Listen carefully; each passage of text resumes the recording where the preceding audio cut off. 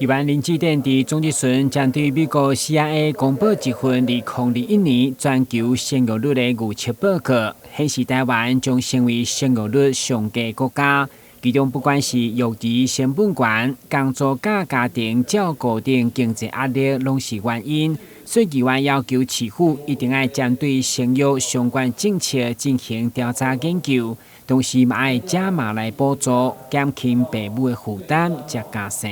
这个少子化以及人口老化是国安问题，但是以政府要推动这个政策到今，那像效果拢未出来。上重要的原因就是经济压力。所以真侪的数据看起来是讲，若是迄个囡仔的教育经费，也是迄个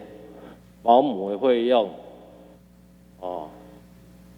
这个压力若政府会当承担的话，咱中央政府毋是0到6岁政府要饲吗？国家跟你讲，就起码也弄了，你老公去上幼儿园或幼托机构，每个月都补助。互你的咱政府就讲我补助互你家长，然后咱政府够补助幼儿园，互伊逐个月爱为了囡仔纳的月费低到3500以下。